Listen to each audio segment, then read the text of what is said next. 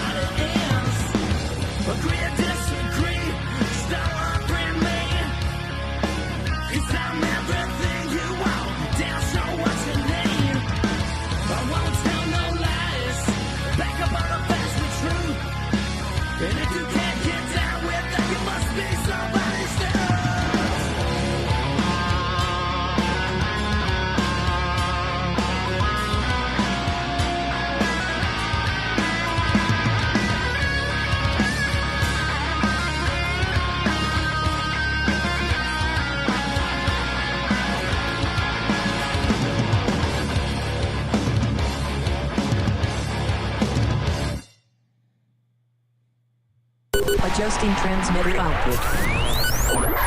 This is the Don't Unfriend Me Show with your hosts, Matt, Leroy, Amy, Olivia, and Mike. Geopolitics, military analysis, and election coverage. Coming to you live on the Spreely.tv network and all major social media channels at The DUM Show. Honest, direct, unfiltered. Monday, Wednesday, and Friday at 8 p.m. Eastern. We can agree, we can disagree. Just don't unfriend me. What is going on, Don't Unfriend Me Nation? Welcome to the Don't Unfriend Me Show. Forgot to flip the cameras. Welcome. Kind of a crazy day, and that's the best way to describe it. So I've had a lot of people ask questions, and they said, "Hey, Matt, what's going on Facebook and what's happening?" I'll be honest with you. I think I'm trying to move away from Facebook, and this is why we've been working with Spreely TV, which is just an amazing company. If you have not went over and Spreely.tv and look at the Freedom Hub, full social network, live streaming on Apple TV, Roku, everything else. And we probably haven't done enough to talk about it, but that's why I'm always talking about Spreely TV.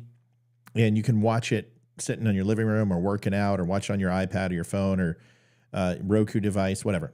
And there's also a full news section. So you've seen some things change where we have the news.thedumshow.com happening now. And all of this is to kind of generate revenue away from Facebook, because Facebook is moving away from long form video. And they really don't support their live networks. There's people where you've got to be at the 1 million, the 2 million mark for them to even promote your live show. And although, 185,000 is respectable, and even though we get a couple hundred on a night with all the channels together, it's not clicking, and it never has. It's never truly reached its potential. And I'm tired of it. I'm so tired of it. So yeah, I can post memes all the time, and I can post funny little quips that, reach millions of people. That's great, but that's not my message. My goal is to get to a point where we get news as fast as possible with being as accurate as possible without applying the spin to it, or without, before it kind of gets muddled up into this big giant mess, and to stop people from espousing things that aren't true. And that's important to me. Like the Tucker thing. I mean, we were one of the first people on it today. and doing that video. We're probably going to watch it tonight. It's 4 minutes of Tucker talking about why he's in Russia. But it was really important to me not to allow the machine on the left to start talking about how, Tucker's a Russian agent and all these other things. And I understand that sentiment, right? I'm an American. Russia was a adversary when I was in. You got to remember, I was in 94, and Russia was still an adversary of ours. Now, although we had the Gulf War and then later Afghanistan and then obviously OIF, OEF, this was all right in the middle between Shield and Storm. So we were well out of this during wartime. Our stuff that we did was more maritime and stuff that wasn't on the record or you wouldn't see in the newspaper. But the reason I bring it up is that there was still a very large power grab between Russia and the United States, and it pretty much ended with the Navy.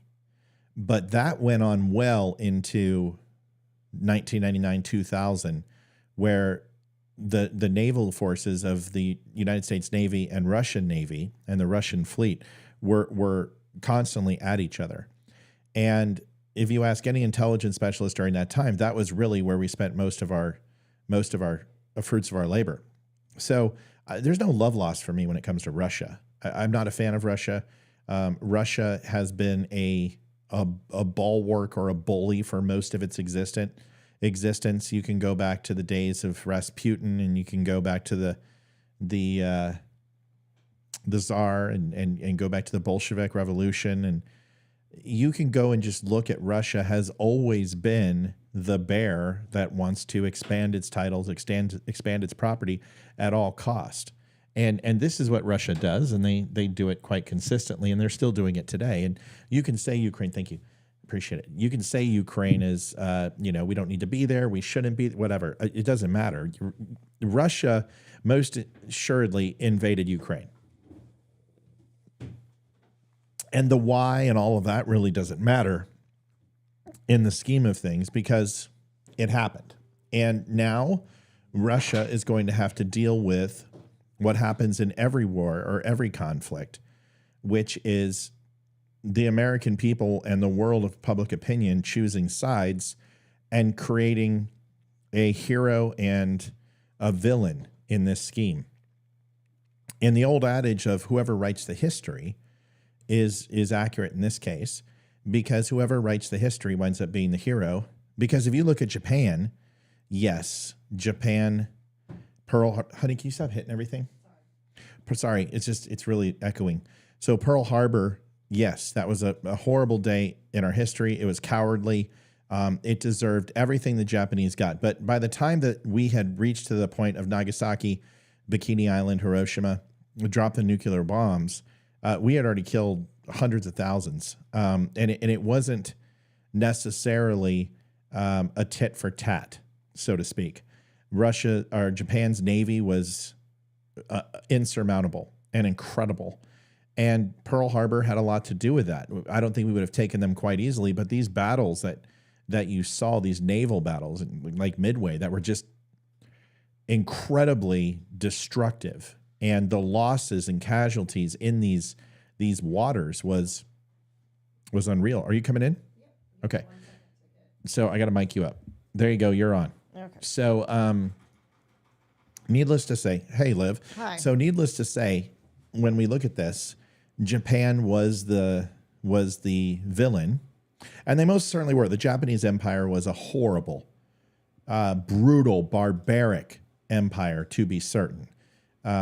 They surpassed the English in a lot of ways, and they're not to have any mercy. But let's face it, we targeted civilian targets when we dropped Hiroshima and Nagasaki, and we wrote the history. But most people around the world didn't necessarily consider England and Japan, England and the United States and her allies to be the most civil. In fact, England would readily target civilian populaces inside Germany and target the rich and the elite class.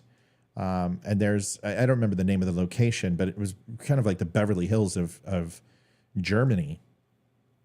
And they dropped so many bombs on this area and literally set fires to the town that the bomb shelters would have all the people fleed to it.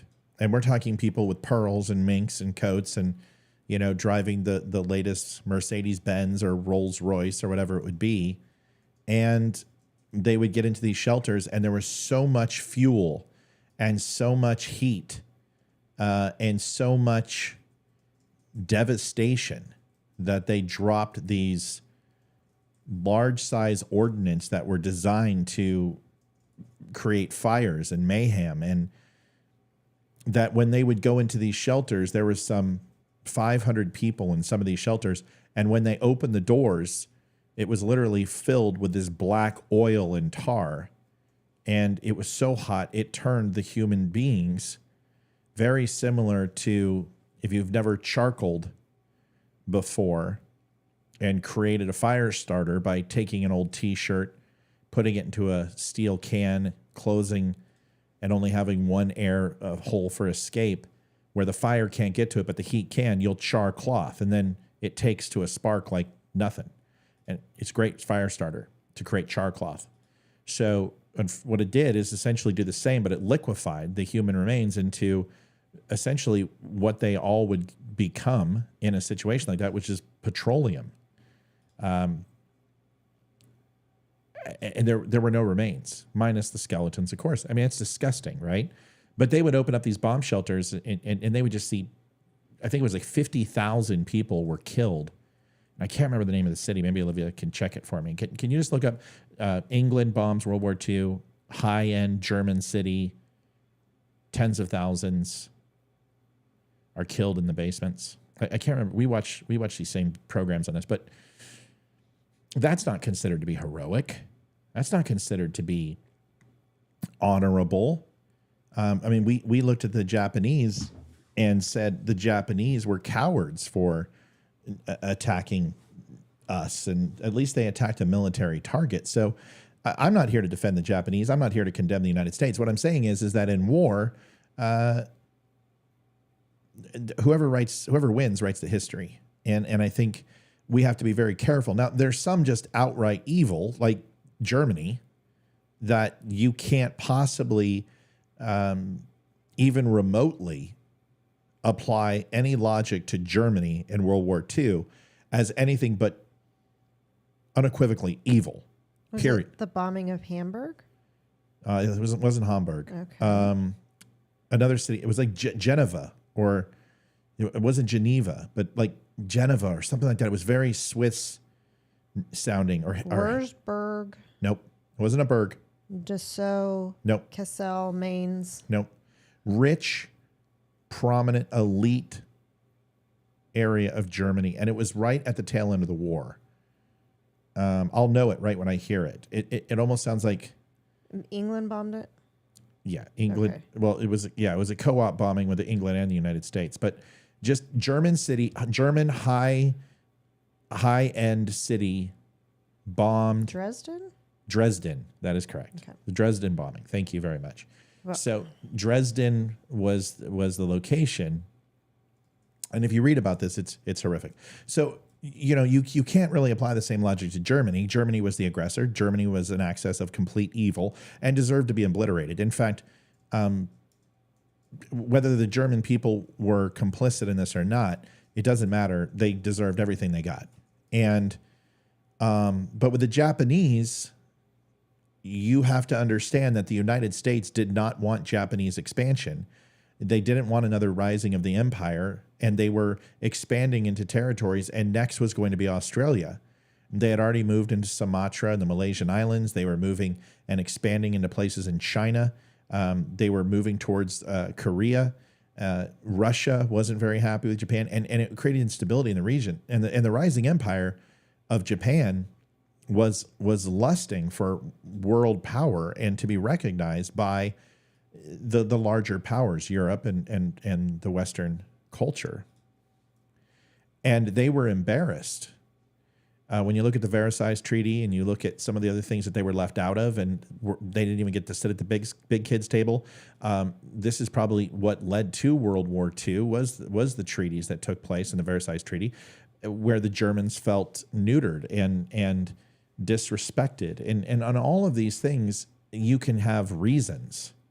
You know, you even listen to some of these Nazi pukes who come on my show once in a while and espouse the Groyper Nick Fuentes talking points, how they're not racist or they're not anti-Semites, they don't hate the Jews, yet they defend the Nazis fervently. And this is what I found about Nazis, and the true Nazis, not the ones that the idiot left talk about. I'm talking about real Nazis. They're too much of fucking cowards, pardon my French, cowards to admit what they are. And they're too afraid to say, yeah, I'm a Nazi. And I think every other race who isn't Scandinavian / blonde-haired, blue-eyed, a Christian, Aryan-style person and a pure blood should die. And, you know, black people, well, they don't have a say in this country, and we shouldn't mix races, and, you know, there should be no crossing of culture. And it's horrible stuff, man. And these guys believe this fervently, but they're still too much cowards to say, yeah, man. I mean, Mein Kampf is essentially the book that I sleep on at night. But the reason I bring this up is you take a place like you take something like World War II and you look at Japan, who was out of oil.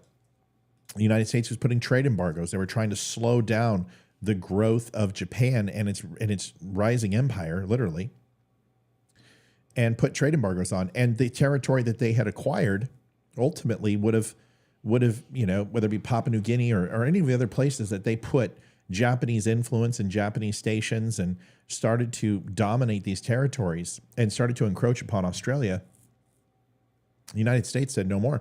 So they put trade embargoes against them. They stopped oil coming in, and Japan had 6 months.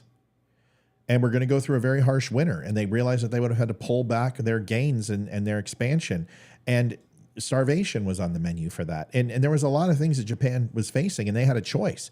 They put everything into a long shot to hit the carrier battle groups, and then it would have just been Japan would have taken the South Pacific, they would have taken the Indian Ocean, and most certainly taken the Western Pacific and run all the shipping lanes, and we would all be probably on the coast speaking Japanese right now. Hawaii would continue to have Japanese dominance. The fleet would be stationed there. Pearl Harbor would be taken over by the Japanese. A simple, you know, a full day steam in some cases, and 3 hours by flight. A little bit longer than that during that time because prop based. So you're looking at probably a 7 to 8 hour flight, whatever it would be. Very much well within range of the Japanese carrier base. And what do you got? You've got Los Angeles then becoming Japanese throughput, Oregon, Washington, down to Diego. And probably the buck would have stopped down in Arizona. And you would have had Japanese influence because that's what it would have. There's no way to stop them at that point. You were fighting a war with the Nazis. You were completely depleted. And if they would have taken out our carrier group, the very part of the West Coast would no longer be a bunch of lefty liberal hippies. It would be Japanese. And that is a stark reality and the truth of it. So the United States decided to go ahead and squeeze and apply pressure. Well, that's the result. So who's the instigator? Who is it? Is it Japan? Is it the United States? Well, they're both responsible because they both did things that ended up causing a second world war inside the Second World War. So when you look at Japan, you can certainly argue the case that they did what was in their best interests. And then you can look at the Nazis and say the Nazis did what was antithetical in their interests, which was to essentially throw a coup over their government and to start ethnically cleansing an entire group of people who they knew had the power, knew had the money, had risen up from the 1900s and established a lot of influence in Germany, ran the government, ran the banks, ran the treasury, ran everything in Germany. And Hitler turned it around and said the reason World War I was a failure was because of the Jews, which isn't the truth, but that's fine. That doesn't hold a lot of merit. So you can blame them. But then you got to look at Russia and say, okay, Russia had how many millions of people die in WW2? what was their MO? What was their focus? Well, you got to remember 1900s, 1920s, Russia and the establishment of the Soviet Union and the Great Iron Curtain was an amalgamation of hostile takeover of territories that had remained somewhat sovereign from Mother Russia and were taken back under the wing of the Iron Curtain. Doesn't necessarily, when you look at them in the 50s and the 60s and the 70s and 80s with the Cold War, as an evil empire. But is that true? Is Russia truly evil? Well, most assuredly, they did atrocities in World War II. We know this. And so did the Americans. But since then, what have they truly done? They fought a Cold War with Russia.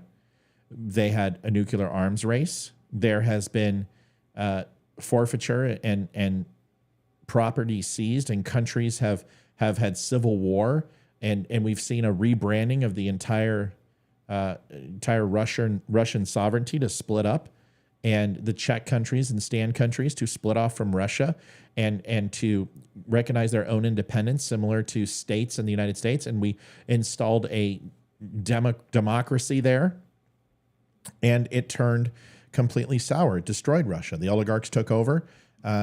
It did not have the rule of law. The military intervention, which had dictated to the people of what they could and couldn't do, was no longer a force, and lawlessness took over the land, and democracy failed, like it has 26 other times when the United States has tried to impose it. So we're talking about a situation here where you can look at Russia and say, yeah, communism is bad, socialism is bad, but Russia's not a communist socialist country anymore. But there's that nuance where it still lingers. And we look at them World War I, then we look at them World War II, where they were allies of the United States. Then MacArthur and Patton wanted to go in and wipe out Russia because they knew what was going to happen with them once any type of strategic forces like the Germans or the Japanese from their right side and left side were essentially neutered, that it would give them free reign to blitzkrieg into, just like the Germans did, into France and expand their territory. They knew what was going to happen, and here we are with Russia in a Cold War. So who is Russia truly an enemy of the United States? Have we ever went to war with Russia? No. Have we ever, have we crossed sabers once in a while? Have we possibly lit up a sub? Have we fired on MiGs and they fired on F-14s? Sure, all of that's taken place. But have they truly been an enemy from a financial and economic and from a saboteur's perspective, from as far as counterintelligence and this secret war that happened with Reagan, between the FBI and the KGB? Sure. But Russia has never invaded the United States. Russia has never done anything to the United States. So what should we fear from Russia? And truly what we should fear from Russia is a two-step process. Is NATO was established to stop Russia from doing exactly what I just said. Is it still a threat? Well, obviously it is. And you may say, we don't like NATO. I really don't care. That has nothing to do with it. The point is, for 80 years, we've kept peace in that region because of NATO. And whether you agree with them or not, it doesn't matter. And we're paying for it, sure. But you have to understand, it stops, whether it was Andropov or Khrushchev or even Vladimir Putin, there is a very large deterrent when it comes to NATO and going into Poland or any other country along that western belt of Russia. And it stopped them from expanding territory. So, and look what happens when you have Ukraine, the last standing one. Vladimir Putin feels the threat. He sees Ukraine is going to move out of corruption. It's been influenced. They installed somebody in the United States, along with the CIA, a leader who they could control. They saw it taking hold. They know that they beat them in a lot of their textiles, their agriculture, and their import exports in the next 10 years will exceed. They have fresh water supply, which Russia struggles with. They know that Ukraine is a bountiful country to put into its bosom. And when they see it possibly joining NATO, it leaves his entire western flank covered by NATO and a very tumultuous relationship on the eastern side with China. Well, where is he going to go? The north? What do you want him swimming with polar bears or something? It's the only thing that he has is the Polyarny Inlet up to the north with Petropavlovsk, Severomorsk, and Vladivostok, which is naval bases, and then a whole bunch of freezing water. So Russia is in a very precarious position. But who cares?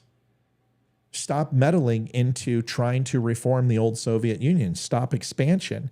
Stop funding sabotage. Stop assassinating leaders. Stop assassinating press.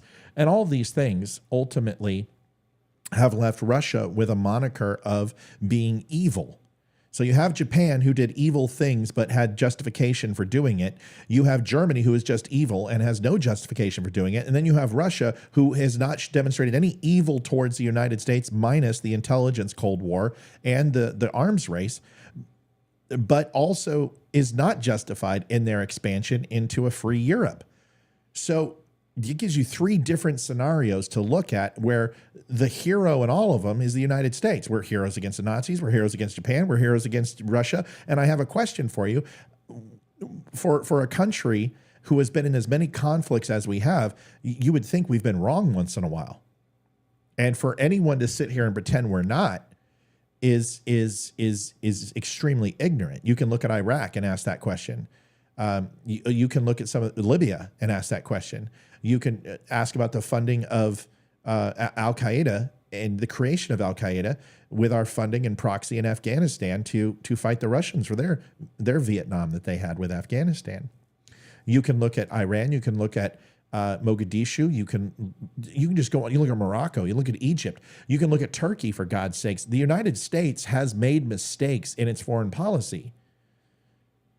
So when Tucker Carlson, and honey, I'm sorry you're having to sit here and just listen to this whole thing. But I don't even quite know what you're talking about. that's okay. We're going to get there. But if you look at Tucker Carlson and what he's trying to do, there's no doubt in my mind that if you ask Tucker Carlson to tell you what he thinks about Russia, he's not going to sit here. He's going to pull it off and be like, well, I don't think anything about Russia, We know what he thinks about Russia. He thinks we shouldn't hate Russia. We shouldn't be involved in this. And in some way, Russia has really become to the far right what China has come to the far left. Is you're talking two very distinct differences in the spectrum of the furthest line from center in our parties, where Democrats embrace socialist progressives, and the far right, fascism's hard for me to say, but at least totalitarianism, I think, is a fair thing to say. And that's most certainly what Russia is. It's a totalitarian government. They have control of the state media. The election is complete farce. Political leaders, generals are often killed who oppose the current regime. I mean, this is totalitarianism in a nutshell.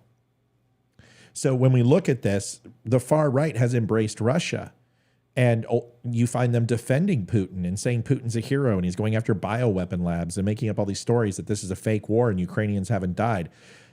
Listen to me. I'm not a fan of Ukraine. I'm not a fan of Russia. I think both of them need to stand on their own merit. Larger countries take over smaller countries. That's the way this world was built, and it shouldn't stop now. I believe that if Nazis reign supreme again, we should stop them in their tracks and blow them off the face of the map. But border disputes and going in and taking over an area which is predominantly Russian anyway, which is fighting a civil war for quite a long time, is maybe something we don't need to get involved in. But of course, we are. So I think what Tucker Carlson is going to do is he's going to have a conversation and he's going to ask questions. Now, there's plenty of things that you can ask of Vladimir Putin that Tucker Carlson won't ask. And I find it interesting that he is pretending that this is all about journalism. So now I'm going to come down on Tucker a little bit, because even though I admire what he's doing and the balls that it takes are incredible to do this, there's a lot of questions he should ask Putin. He should ask him about Nord Stream 2. He should ask him about the hundreds of journalists who've disappeared. He should ask them about the embassies in Cuba and other Russian-controlled areas where ambassadors and diplomats are losing their hearing because of psionic warfare and putting, different hertz of frequencies pumping that the human ear can't hear, but is still interpreted by the human mind and driving people to tinnitus and other types of ailments that we know Russia's doing.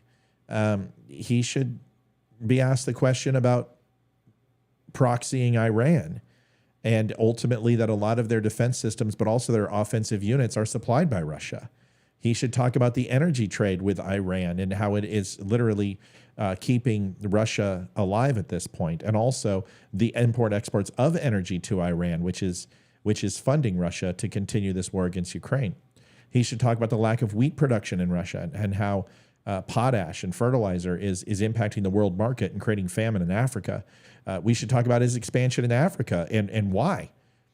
All of these things should be asked to Putin. They won't be asked during this interview. So don't tell me it's journalism. But I think what Tucker Carlson is trying to say is that there is a large demographic in the media, 90 some odd % of them, which are in the bag for Joe Biden, who will ask no questions. And omission is their MO. Omission being that it's not that they won't talk about it, or excuse me, it's not that they haven't gotten around to asking those questions. They omit it from the details.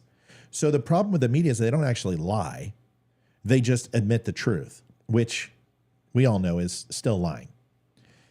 So I think Tucker is going to go there and ask the questions of Putin that nobody has the answers to. Why are you there? What's your long-term goal? How do you feel about the annihilation of hundreds of thousands of Ukrainians, your brethren, your people?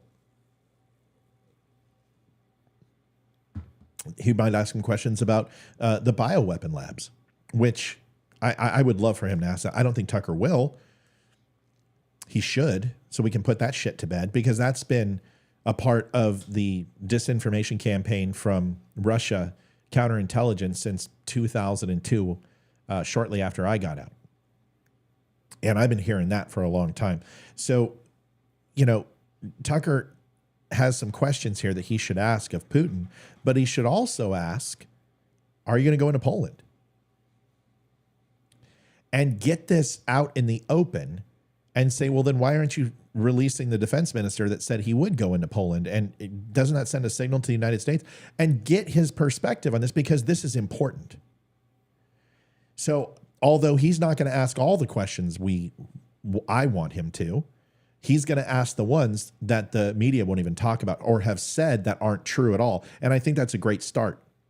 What I would love to see is discourse like this happen on multiple levels, with multiple people interviewing Putin and getting to these really tough, hard-hitting questions of why do you present yourself as, some form of thriving freedom of your people when you have a controlled state media, when you still have oligarchs running your country, when you use strong arm oppression, when you control all the information coming in and out of your country. These are questions that should be asked, which I don't think we'll see. So that's what I would expect in the Tucker interview. Olivia, hi. Yes, hello. So I take it Tucker is going to Russia. He's in Russia right now. Oh. We're going to watch the announcement video, and I did a show on this. And if you haven't seen, guys, first of all, second of all, the one thing I need you to do is that if you're watching this show right now, I got 91 people on. All of you have not liked the current video. Facebook is killing me. Killing me. They are not producing and populating long form content. And the reason why is because of the election coming up. They are shutting it down. They want advertising dollars. This is what they're doing. They're bleeding all these small pages because it's free, and they're paying them and bleeding them and literally distributing the traffic to campaigns and people who can afford millions of dollars in advertising. I can't do $100,000 a month in advertising to compete with Ben Shapiro and these guys. You liking the page breaks the algorithm, because here's the thing. I don't need 1 million people to like my stuff. I need 1,000 people to like my stuff. That would change our world. It not only with 1,000 people liking, you're talking about $300 on a video versus $3 on a video when 100 people like it. Do you understand the difference? It literally makes a world of difference. And you all share like crazy. I love that. Thank you for sharing. But how many times do people share stuff and you see it and you're like, I'm not going to watch that. It's better if you like it. So if you haven't had a chance, go to Facebook, the front page. This is how you can help the site, and like that Putin video with Tucker. Watch it. And if you don't like it, don't give it anything. Right now it's got 61 likes. That's better than it's been in the last few weeks. But I'll be honest with y'all. I used to put a video up and it'd be 1,000 likes in an hour. And we would have 35,000 views. It's not that the content isn't there. It's not that it's not good. It's that it's not being shown to people. So I need your help. So go out there and all you do is scroll down the page and just hit like. It's that simple. That's all you got to do. Not the live show announcement, but the actual show, which is the Tucker Carlson. He is in Russia. If you could do that. So, Liv, this whole thing is Tucker Carlson went to Russia a few days ago. There was speculation over the last few months that he was working to present a possible interview to Putin. Now, he worked on this a couple years back when he was at Fox. He says the United States government thwarted it and stopped it from happening, which doesn't surprise me. And he felt that in the last couple months that they were doing it again, and he just went anyway. So he's in Russia right now. He's in Moscow. I can even tell you what province he's in Moscow, but I won't because I completely recognize where he was at. And he's going to interview Putin tonight.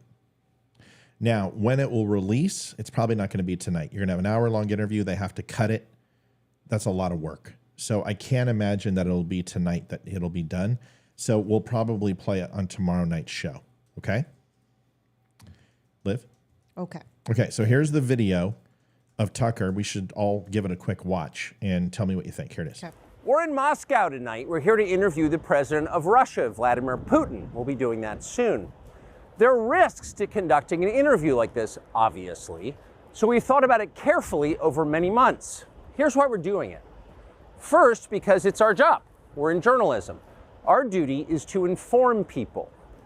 2 years into a war that's reshaping the entire world, most Americans are not informed. They have no real idea what's happening in this region, here in Russia or 600 miles away in Ukraine. But they should know. They're paying for much of it in ways they might not fully yet perceive. The war in Ukraine is a human disaster. It's left hundreds of thousands of people dead, an entire generation of young Ukrainians, and it's depopulated the largest country in Europe. But the long-term effects are even more profound. This war has utterly reshaped the global military and trade alliances, and the sanctions that followed have as well. And in total, they have upended the world economy. The post-World War II economic order, the system that guaranteed prosperity in the West for more than 80 years, is coming apart very fast, and along with it, the dominance of the US dollar. These are not small changes. They are history-altering developments. They will define the lives of our grandchildren. Most of the world understands this perfectly well. They can see it. Ask anyone in Asia or the Middle East what the future looks like. And yet the populations of the English-speaking countries seem mostly unaware. So I mentioned this in my video. A lot of people are like, he's scared. He's scared. He's not scared. It's where he's at. And listen, this is just Russia. It's 18 degrees right there at least. So, well, I said 20, and then I looked it up, and it was 18 degrees. Time of night, everything else. It's freaking cold. Olivia and I can tell you why, because if you look up to where his ear is at and about 4 inches over, see that cloud right there? Mm-hmm. That isn't smoke. That's actually steam coming from a hydro plant. Well, I'm not going to say anything. It's steam coming from somewhere that's magically created in large volumes. It couldn't be a water processing plant or anything like that. But anyway, the point is that those only create that large plume during certain times of the year. And it's usually when the ambient temperature is so cold that steam coming out does not have a chance, that it rapidly cools and creates a cloud. And instead of evaporating like it would in a hot summer day. So Olivia and I grew up in Denver. Well, we lived together in Denver, and we would see it when we would drive through Denver, Colorado after an Avs game, that there are multiple plants, like the Budweiser plant, or over in Commerce City, there was the Purina Dog Chow, that they would have these, and then there was one right off 6th Avenue, downtown Denver. Remember, Liv? And it was just like literally a giant plume of this, and it always happens in cold weather. So, but if you want to know where he's at, it's not that hard. Look at the building on the right near Olivia's head. I don't have my pointer right here. The one right behind. Kremlin? No, I'm not going to say where he's at, because if you know what that is, then you know right where he is, and I'm not going to do that. So I will just tell you, he's most assuredly in Russia, and he's freezing his ass off. I'm just going to say that. All right, here it is. Think that as nothing has really changed. And they think that because no one has told them the truth. Their media outlets are corrupt. They lie to their readers and viewers. And they do that mostly by omission. For example, since the day the war in Ukraine began, American media outlets have spoken to scores of people from Ukraine, and they've done scores of interviews with Ukrainian President Zelensky. We ourselves have put in a request for an interview with Zelensky, and we hope he accepts. But the interviews he's already... People are asking me, what time is it in Russia? That really depends. Moscow is 3:44 right now. So it'd be 3:44 a.m. in the morning. But Kamachka or Magadan or Novorossiysk is going to be different. So the GMT times, because Russia's so big and so spread out, like Kaliningrad's only going to be +2 GMT. So that's like going to be 2:44. But then on the other side, you're going to see it be like 12:44. So there's up to 3-hour difference to 1 hour difference on time zones, depending upon where you're at.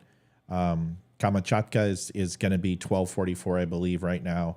And then all the way the farthest from GMT is Kaliningrad, which would be +2. So like I said, 2:44. So there's multiple time zones, just like there is in the United States, in Russia. So, but right now in Moscow, where he's at, it's 3:44. So he's already had his interview with Putin. Now they're going to spend the day cutting it, and they're going to go ahead and obviously... they're obviously going to go ahead and probably release it tonight, I would assume. If it's 1 hour, he wouldn't have announced it so quickly if they didn't anticipate releasing it. But we'll see. What's going on with Melanie? Oh, Amy Bordeaux Speak up. had her phone in her pocket when she was doing something, and she started basically butt blocking people. She put Melanie in timeout for a little bit, and she hit a few. Nice. She hit a few comments, and I'm like looking at it going, what the heck? And I'm messaging her, and she's not answering me. And she had her phone in her pocket while she was listening to this show. Yeah. So I was like, I just thought you got a big mod head and started blocking people for fun. Nice. All right, let's go ahead and listen to this, and then we'll come back. Done in the United States are not traditional interviews. They are fawning pep sessions specifically designed to amplify Zelensky's demand that the U.S. enter more deeply into a war in Eastern Europe and pay for it. That is not journalism. It is government propaganda. Propaganda of the ugliest kind, the kind that kills people. At the same time, our politicians and media outlets have been doing this, promoting a foreign leader like he's a new consumer brand. Not a single Western journalist has bothered to interview the president of the other country involved in this conflict, Vladimir Putin. Most Americans have no idea why Putin invaded Ukraine or what his goals are now. They've never heard his voice. That's wrong. Americans have a right to know all they can about a war they're implicated in, and we have the right to tell them about it because we are Americans too. Freedom of speech is our birthright. We were born with the right to say what we... Somebody just asked where the U.S. embassies are. I know there's one U.S. embassy in Moscow. I think there's a consulate general in Vladivostok. No, there is a consulate general in Vladivostok, for sure. And then I don't know. I know there's other consulates. I know there's multiple consular districts all over Russia, but Moscow, Vladivostok, and Yekaterinburg might be one for a consulate, general consulate, but someone will have to find out. So if someone can look that up, please. Liv, would you mind just looking up how many U.S. embassies in Russia are there? Something like that. Thanks. Believe that right cannot be taken away no matter... And then you have to pronounce the words of the cities, so good luck. ...who is in the White House. But they're trying anyway. Almost 3 years ago, the Biden administration illegally spied on our text messages and then leaked the contents to their servants in the news media. They did this in order to stop a Putin interview that we were planning. Last month, we're pretty certain they did exactly the same thing once again. But this time, we came to Moscow anyway. We are not here because we love Vladimir Putin. We are here... What'd you find out? Okay, there's 3. Moscow, Vladivostok. You're going to make me say this. Yekaterinburg. You didn't even give me a chance. I was going to try it. Yes, that one. But Yekaterinburg and Vladivostok are general consulates, I believe. Yes. I don't think they're... Yes, embassies. that's what it said. They were. But there's consular embassies too. So consular embassies are people who can actually represent the United States, but it doesn't house an ambassador or any type of secretary general or anything like that. So it is U.S. sovereign soil, but it doesn't hold the same parameters as an embassy. An embassy is U.S. territory, and it's U.S. ground. And it has an ambassador, it has a secretary general, and it has all the rights hereunto that the United States would have on U.S. soil on Russian soil. A consulate general is a supportive of embassy and representation of the embassy, but still holds consulatory responsibilities that are less than the U.S. embassy. Does that make sense? Yes. We're not going to get into embassy stuff, but that's it. That's Yes. Carrie says, I would guess that Tucker is near one of the U.S. embassies. You wouldn't be too far off. Because we love the United States and we want it to remain prosperous and free. We paid for this trip ourselves. We took no money from any government or group, nor are we charging people to see the interview. It is not behind a paywall. Anyone can watch the entire thing, shot live to tape and unedited, on our website, Tucker Carlson. Karen, does this help?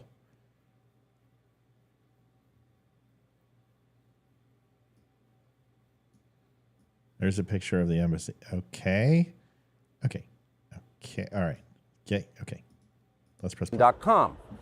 Elon Musk, to his great credit, has promised not to suppress or block this interview once we post it on his platform, X, and we're grateful for that.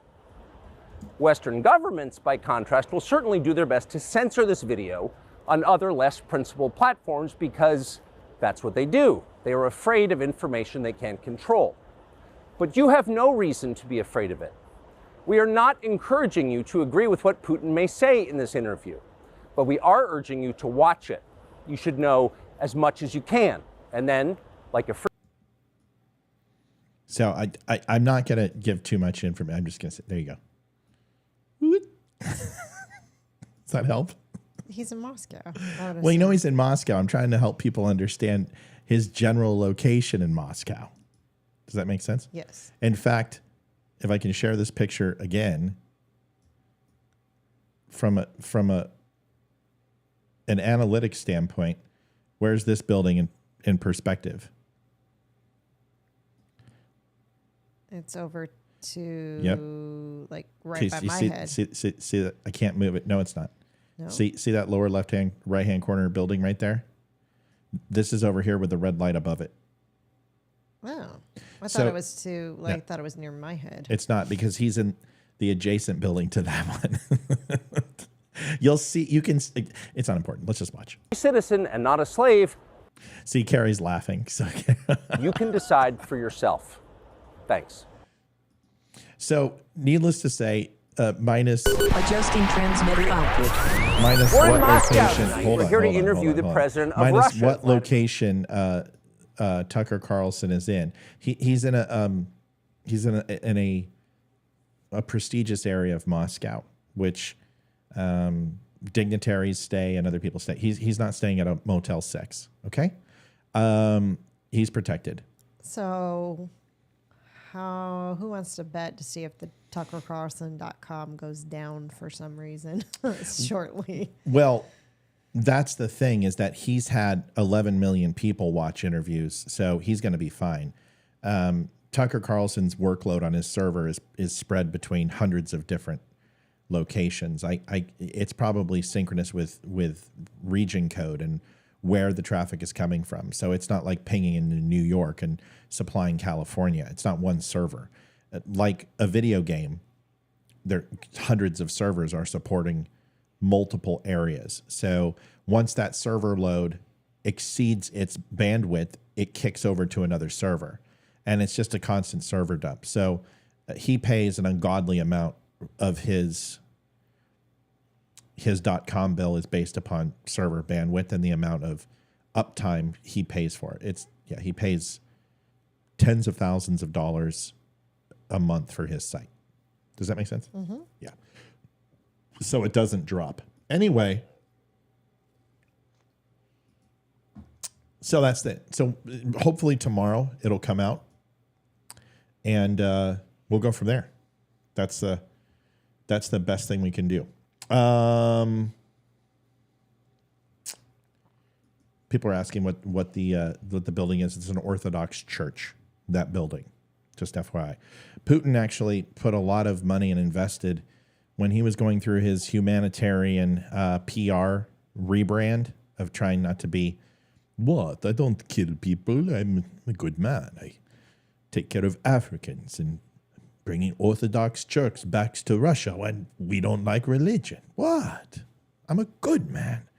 But that's one thing with communist Russia is the Orthodox and a lot of the churches were sent to the underground. A lot of buildings were taken down or repurposed for other things. And Putin opened up something like 700 different locations in Russia for the Orthodox and the other churches. So, it's going to be interesting. I'm interested to hear. I would love for Putin to speak English because he can. He won't, but I don't think I've ever heard him speak English, but he knows it. He just doesn't talk or speak in it. So I would just be interested to hear I don't want a translator, but unfortunately that's what we're going to get. But yeah, it should be interesting. So we should have that on tomorrow. Is it going to be a Russian translator or an American translator? It's going to be Russian. It's going to be someone he trusts. You don't have the leader of Russia trust an American interpreter, right? Let me ask you a question. If we go to Russia, do you think we bring our own interpreter who's loyal to the president of the United States? Yeah, or do you think hey, Putin, can we borrow one of your interpreters? Sure. Biden's up there. He's like, depends and tapioca. And he's like, well, he just fucking said that your mother's a whore and smells like bakharu. Yeah. Yeah, So no, it's going to be a Russian interpreter. I'm pretty sure. Let's get to some of the things I want to talk about tonight. How you doing, Liv? Good. Allergies bothering you? Yep. Wonderful. Let's go into a couple bookmarks, and then we're going to go. We're not going to be on late.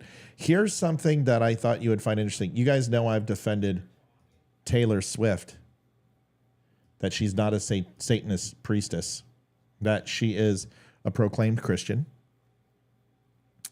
2019, she talked about Jesus Christ and the influence of her religion in her life. And whether you agree with her or not, there's something that frustrates me, not because I need it, but Toby Keith died today, and I really like Toby Keith. And as I was researching Toby Keith for the article that I wrote, I didn't know this, but he founded Taylor Swift. I didn't know that. Yeah. He was my first concert I ever went to. That's a lot of people's first concert. And he founded Taylor Swift.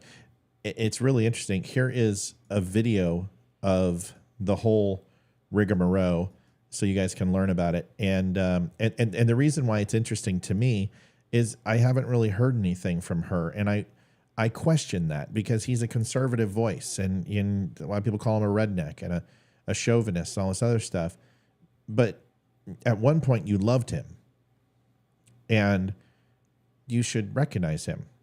But will that impact her following? Because a lot of her people probably agree with the Dixie Chicks and that fiasco that happened. And I haven't heard her say anything. Now, maybe Liv, you can check, but why don't we watch this and we can talk about it.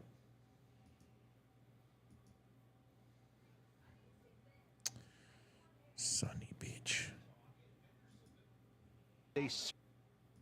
Sorry, guys and girls. I need an audio guy. Thanks. I think it's too thin. I need more hair.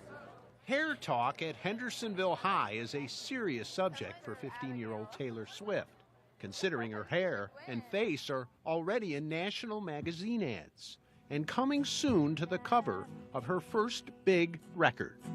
Everything that we should be. I'll bet she's beautiful. That girl that talks about. And she's got everything that I have to live without. She came to Nashville last year writing her own songs, singing them, and hoping someone would like them. Toby Keith did. Amy, So I read that. I was the first one to respond on her post. You should go up and look. And I read her the riot act when she said Toby Keith was responsible for ruining the Dixie Chicks. And I said, no. And just because they were anti-war, I said, that's not what she was. She was anti-Texas and anti-president. And right after 9/11, that's not something you do. And the Dixie Chicks signed their own grave on foreign soil, mind you. So I educated her, and then the dummies have been destroying her ever since. Good, she deserves it. She's an idiot.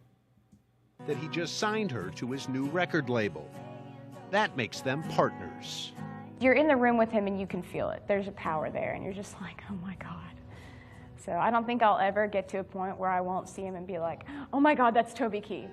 But you were just a temporary high. So it's interesting to me.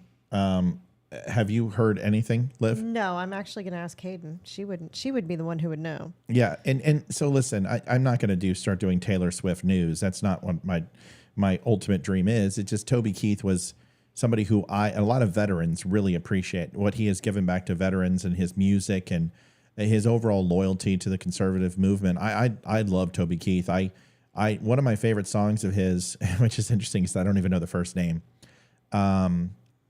and I always play Brought it. to you by the courtesy of the Red, White, Blue. No, I know that. That's what I wrote about that in the article. But the one where he's talking about, it's a little too late. It's a little too late. I'm a little too blue. I love that song. And the reason why is the video. It's hilarious. He's like going to kill his spouse and he's bricking her up and she's in a chair tied up. And he winds up bricking himself in instead. It's just a good video. But I love that song. I love his stuff. And, the Dixie Chick thing, I don't care. A bunch of celebrities want to take each other down. Who cares? But the fact that people are celebrating his death and saying how good it is that he's dead. The left are a lot of things, but the one thing that the left is truly, they are the biggest hypocrites I've ever met. And the rest of their faults are immaterial. They are hypocrites. And you sit here and talk about Taylor Swift, how people are not supportive of her in the Super Bowl and we're crying over Taylor Swift. Well, you're happy that Toby Keith is dead. You guys celebrated that Rush Limbaugh died. You guys had a frickin' party with Roseanne Barr. At least, conservatives take down corporations. Very rarely do we go after individual and single people. Nobody's trying to destroy Taylor Swift. They just don't like her. That has nothing to do with it. Nobody's trying to cancel Taylor Swift. They just are sick of hearing about her and, her boy toy. This isn't real world. We want to watch football. We don't give a crap. But for her not to say anything about somebody who gave her career and, she's got 500 million reasons, almost a billion reasons, like scratch that, to say, hey, Toby Keith, it's a horrible thing. So there's another side of this. For the people who are talking about the vaccine, shut up. I am so sick of you. Who's talking about the vaccine? They're saying he died of cancer because of a rare stomach cancer, and therefore, it was the vaccine. Folks, you're not doctors. Shut up. You don't know what the hell you're talking about. To trivialize, it's just as bad as people being happy he's dead, is to sit here and try to tie his death to something you don't even know if he got. And I'm just, shut up. Can't you just celebrate the guy's life? Can't you just, remember when people died, we would light a candle? We just light a candle. Eddie Van Halen died. We just, lit a candle. Said she hasn't said anything. Okay. Jerry Garcia dies. We lit a candle, smoked some weed, went on the grassy areas of Fiddler's Green and other wonderful amphitheaters and played his music. Okay, great. And if you sit here and tell me he was CIA, I'm also going to tell you to shut up. But just shut up. I'm just sick and tired of hearing the negativity. Toby Keith is an American icon. He is a great guy. He had a great voice. Fantastic. He was old school country. And if you don't like his politics, well, guess what? We don't like Taylor Swift's politics. And I still listen to her music, and I listen to Toby Keith. And what I'm not going to do is use him for some sort of conspiracy theory trope and try to go ahead and assign that he died because he made a choice to get a shot that you have no idea if he got or not. So just shut your face, please. Great. Okay. Good conversation. I'm glad we all agree. Liv, final thing before we go, because we're going to have, you guys, we're going to start breaking the show down to about an hour. And the reason why is it's a ton of work. I want to listen to Joe Biden here. Some movement. And we, Mr. President, we're going. So just calm down a little bit. I want you to listen to this, Liv. Tell me what your thoughts are. Okay. Okay. Here it is. Enjoy this. There is some movement, and I don't want to, well, maybe choose my words. there's some movement. There's been a response from there's been a response from the opposition, but yes, I'm sorry, from Hamas, but it seems to be a little over the top. We're not sure where it is. There's a continuing negotiation right now. What? How is he still our president? Nothing made sense. The worst things the Republicans did was keep Ronald Reagan in office when they knew he had Alzheimer's and try to beat out the clock. Our country's in too bad a shape for this crap. And we got to figure this out, because this, when all the liberals were flipping out over Mitch McConnell not able to complete a sentence, it's concerning. So now I'm going to show you this. I'm just going to be honest. I'm going to be ageist. Can we just get all the old fogies out of Washington, please? I agree. Enough. Your generation, it's time for retirement. It's time to go watch Matlock, I think Murder, there She should Wrote. be a mandatory retirement age in politics. It's go gum your tapioca, but you know what? With all respect to elderly, you need to retire. There's plenty of people who are, here's the thing. Sometimes in a position, you need to be able to relate to your coworkers or relate to your peers or relate to your constituents. This is one of those cases. Lunar Awakening is live on Diablo. So when you have a bunch of 80 some odd year olds trying to relate to a constituency, which is all going to be the largest voting demographic in the next 5 years, you're not going to get very far.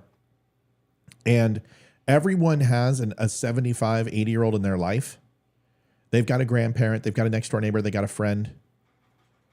And no offense, they know how hard it is on those people to get up every day, to make food, to go for a walk. It is exhausting, and they should be spending their golden years. They serve their country, move on. Biden, McConnell, all of them, Nancy Pelosi, kick them the hell out of Congress. And I'm looking at this, 65 years old. That's it. 65 and you're out. 67 if you want to do forced retirement. The moment that you do open retirement for the American citizen should be the same for you. Mm-hmm. Enough of these 80-year-olds. So let's watch this video, and this is going to make you go, what the shite? Here it is. Leader McConnell. Senator Ted Cruz had a press conference around noon today, said that you shouldn't have even tried to negotiate with Democrats, said this bill was designed to fail, and that it's time for you to step down as GOP leader. What's your response to that? I think we can all agree that Senator Cruz is not a fan.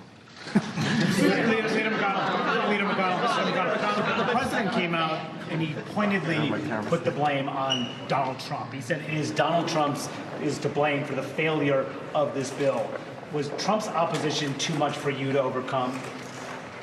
Well, I've said repeatedly every month I'm not going to get into comments about the race for the presidency among Republicans. I think in the end, even though the product was approved by the Border Council that endorsed President Trump. No, the Union. Very big difference. The Border Patrol Union. That is not the Border Patrol. That is not the rank and file. Those are the suits. Those are the guys that don't wear the green anymore. Those are the guys that wear the pastel fucking tie and the Brooks Brothers suits. The unions, that's like saying teachers get the endorsement of the teachers union and now the teachers are voting for that. No, that's not the way it works. That's ridiculous. That's like saying that the union Safeway represents the rank and file worker checking your bag, stocking your shelves. No, that's not true. This is the union. And the one thing you can guarantee with unions is unions are always going to do what's in good interest of the union. Because when you have a federally funded union and you have Border Patrol, not just in Texas, not just in Arizona, not just in California, but actually Border Patrol spread across all 50 states, and you do. It's a federalized governance. And when you have a union that represents it, which is federally funded, and also by the rank and file who pay into that union, you're not actually going to get the straight poop. Why don't we go talk to the directors of the Border Patrol, directors of training, directors of hiring, directions of science and technology? Let's talk to the people who actually do the work. Let's talk to the average person driving in a truck and eating 3 pounds of dirt from dust every single week. Let's talk to that guy. Let's talk to that guy who had 3 encounters with armed freaking cartel members. Let's talk about the guy who has to pull out 10 bodies from the truck because they all die of suffocation trying to be smuggled over the border. Let's talk to those people and let's see what they say. Because even though there might be provisions inside of this, I hate to say it, the moment that you added funding for other countries into this bill, I don't give a shit what the Border Patrol says. Because they are not experts on Ukraine, they're not experts on Israel, and their job isn't to balance the budget. So although I care about all Border Patrol, and I'm all about the green line, blue line, red line, yellow line, all the lines, the moment that you made this a pork barrel bill to fund forever wars overseas, I stopped giving a shit what the union of the Border Patrol says. Liv, thoughts on that? Members feel I love you. I'm just going to go. Yes, please. I already know. I'm like, that we're not going to be able to make a law here. And if we're not going to be able to make a law, they're reluctant to go forward. There are other parts of this supplemental that are extremely important as well. Ukraine, Israel, Taiwan. We still, in my view, ought to tackle the rest of it because it's important. Not that the border isn't important, but we can't get Yellow line is EMT and dispatch. an outcome. So that's where I think we ought to head. It's up to Senator Schumer to decide how to repackage this if, in fact, we don't go on to it. Leader McConnell, you know, Senator Schumer says that he worked extensively with you on this package. What do you say to your colleagues who said that you misread your conference in helping to craft this border provisions? I followed the instructions of my conference, who were insisting that we tackle this in October. I mean, it's actually our side that wanted to tackle the border issue. We started it. Obviously, with a Democratic president and a Democratic Senate, our negotiators had to deal with them. And James Langford, under those situations, did a remarkable job to pick off the Border Council, which supported President Trump. Certainly underscores that it was a quality product that that particular union felt would make progress toward making things better. But as I said earlier, things have changed over the last 4 months, and it's been made perfectly clear by the Speaker that he wouldn't take it up even if we sent it to him. And so I think that's probably why most of our members think we ought to have opposition. The Republican Party is dead. Like, at this point, like I've said it before, I'm not a Republican. I no longer observe political party. I am a man without a country. I don't know what to tell you. There are so many factions inside the Republicans and Democrats. Why we don't split her and just completely absolve parties 120%. And if you don't vote along your constituents, you can do that 3 times a year. And if you fail to do that, then you're removed. I would totally agree with that. They can't hear you. Oh. You're not projecting tonight. Sorry. I would totally agree with that. Yeah. Sorry, I don't mean to be rude. It's just I've told you like 6 times. You got to speak up when you do the show. You got to project thy voice. Because I'm like way over here and you're like down here, which means I'm going to have to edit the video. So you got to amp it up. You just want to go home. No, just allergies. Yeah, so that's the thing is that you can't keep doing this. You put these bills on the table every single quarter that just frivolously spend money. So here's what you know what I want, Liv? This is what I want. I would love for one of these Republicans to stand up and say, okay, liberals, you want to be funding Ukraine? Fine. Here's our single issue. We're going to fund Ukraine. We're going to sit here until we get it done. How much is it going to take to win the war? Give me a number.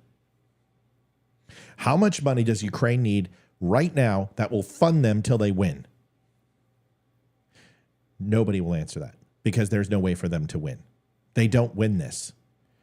All they're trying to do is just extend them as far as they can until Russia quits. That's not winning.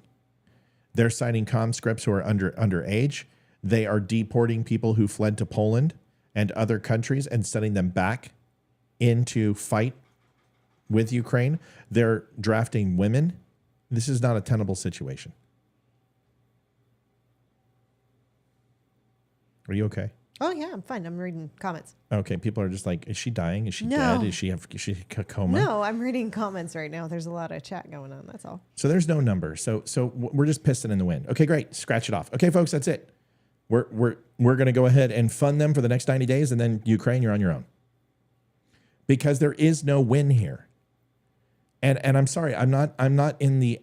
I know I can take 150 billion and take every homeless person off the street, and take every veteran and get them cleaned, cut, get them a job, give them a little money, give them an apartment, and get every one of them into a productive role in society, get them the mental health and help with drug addiction and rehab that they need. And that's going to help the economy too. Yeah. Having more people paying in. It's going to create jobs. Yep. That creates jobs, right? $150 billion you're going to do for aid programs, construction. I mean, dude, okay, when is the deadline where we can get every homeless person on the street? Well, it's going to take 3.5 years. It's going to take 7 years. Okay, great. Let's vote on it. Everybody up? Everybody up? No, we're down. Fuck that. This is important. We're doing it again. Our constituents want it. We have a vast majority of the United States and our districts who are saying, yes, we're going to sit here until we get something done. Let's go back and do it again. And you stop voting on these unattainable things like salmon. Okay, salmon spawning and increasing salmon spawning ease in tributaries and Oregon rivers. Can we move the river? No. Can we kill bears? No. Can we get them to screw more? Is there something? Can we put some blue pills in there and just put it in a little goldfish and throw it in the water and then they eat it and then they're going to have sex? No. Okay. So how long? You have a blank check. How long is it going to take to get salmon to get motivated to have sex again and swim to their death? Can you educate me? And how can we limit the amount of bears that eat these salmon? And how can we move entire interstates? How much is that going to cost? Well, it's going to be $147 billion. And it's going to take 3 decades. Okay, you're fucking shut up. You're not allowed to talk anymore. Next. I think they should have single issue bills. Yes. Or it should be one issue from the right and one issue from the left. And then that way they come to agreement on each issue. That's right. But I don't think they should have, okay, this is what we're bringing, but we're going to shove all this extra stuff in here that doesn't have anything to do with the. But that's how it's done, right? I That's how everybody gets something they want. Is they each throw a bunch of shit at the wall to see if it sticks, and then they dwindle it down, and then your side gives a little bit, our side gives.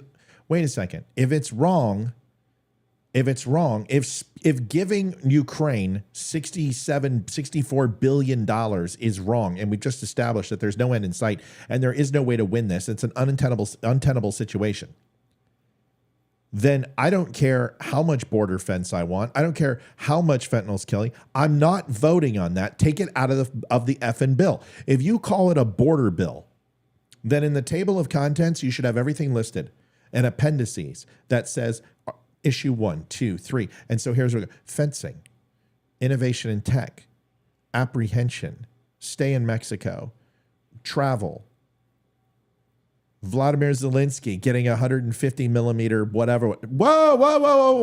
What is this? Why is this? Give me a red pin. No. That's in the we're going to waste our money in fucking Ukraine bill. That's coming up tomorrow. Today, we're doing the border. That's the way it should be done, but that's not the way you trade ponies. Because that would require the Democrats to take a stance which is good for America, and they can't sit behind party politics. Because the moment that they say, oh, we're not going to go ahead, they're not going to fund Ukraine, well, then they don't care about the border. And the Republicans say, well, you're not going to fund the border because you care more about Ukraine. And it's plausible deniability. And they get to ride the fence. That is what they are. They're a bunch of fence riders. There is no benefit to this bill to anybody because any positive that we get from the border is going to be negated by sending more money we don't have overseas. And any money that we send overseas is going to be negated by the border because of fentanyl and illegal immigration and changing the absolute culture from within this site and destroying whatever history we have as Americans. How hard is this? Whatever. It's very hard, apparently. I guess it is. But folks, we're leaving. Go ahead. Before we go, Yeah. it is Kevin's birthday today. Uncle Stumpy. Stumpy's birthday? Happy birthday. Happy birthday to you. Happy birthday. You look 82. Okay. Happy birthday. Should we do it right? Sure. I don't know if you want to hear me sing, but yeah. Okay, on the count of three. Ready? Yes. One. I'm going to go deep. You go high. Ready? 1, 2, 3. Happy birthday to you. Happy birthday to you. Happy birthday. Let's try that again. Let's try that. Okay. You're screwing up the bridge. Oh, I'm sorry. Happy. On the count of three. Ready? 1, Are we 2. doing the bridge or starting over? We're starting over. Oh, 1, okay. 2, 3. Happy birthday to you. Happy birthday to you. Happy birthday, dear Kevin. Happy birthday to you. There, that's much better. Yes. Happy birthday, Kevin. Stump. We appreciate you. And your 47 comments a day on Twitter and all the other stuff. We appreciate it. Folks, do us a favor. I said a long time ago, I would never put this show behind a paywall. And I was told by a good friend who's helping us get through some times until we can get Spreely to do what we need to let the viewers know that if you guys can help in any way, anything helps. What it does is it helps pay for the lights, the electricity, the location, the food, driving to and from, gas, everything that we have every day. This is my job. I now do this full time, and Olivia has a full-time job outside of here, which it gets extremely hard to make ends meet. If you can help, and I don't want you giving if you can't give. It shouldn't be give till it hurts. It's give till it feels good. If you have a few extra and you're sitting there and you want to look for a good cause, this show provides information and entertainment and everything else as many nights as we do it. And honestly, your help keeps the show going until we get to a spot where we feel like we're back on track because Facebook's killing us on videos. Do me a favor. If you can't give something, just go over there and like. If you can't give something, maybe go pick up a t-shirt. But if you are inclined to do so, if you're interested in doing so, there's the information. You can support us over on PayPal, and you can help support the show. You can do a reoccurring charge. Some people give $5, $10, $15 a month. There's people who give $100 a month, and it's incredible. We are looking for any help we can just to continue to do what we're doing. And it will always be free. So help us out. If you can donate to the show, please do so. If not, don't sweat it. Don't worry about it. Don't hurt yourself. Do it till it feels good. All right? Liv, do you want to add anything? Thank you, everyone, for your support. Let's rock and roll. We appreciate anything. Anything. Even just a thank you or even just a like. It's not about money. It's free to go on all the platforms that you are following us on and just like and share every video. That's it. That helps out tremendously. Okay? Yes, it does. Thanks for watching. We'll see you guys tomorrow. We will be on. And if Tucker comes on, that's when we'll be on. We'll probably I don't think I will be here. I'll be here. Yeah, it's Hayden's high school night. We have to go to her high school and pick out our electives. And yeah, I'm not prepared for that. I don't have to do it. So, because I asked Hayden like 4 times. She's like, no. But I'll be here, and if the Tucker show comes out, which we're going to know pretty early if it's going to release tomorrow. If it does, I will have it on right when it's live, even if I've got to go off early. And also, do me a favor, go to the Facebook page and go like the current Tucker show that I just did. I'd appreciate it. It helps out. Thanks for everybody for support. I appreciate you, and thanks for listening to us. Night, y'all. God bless.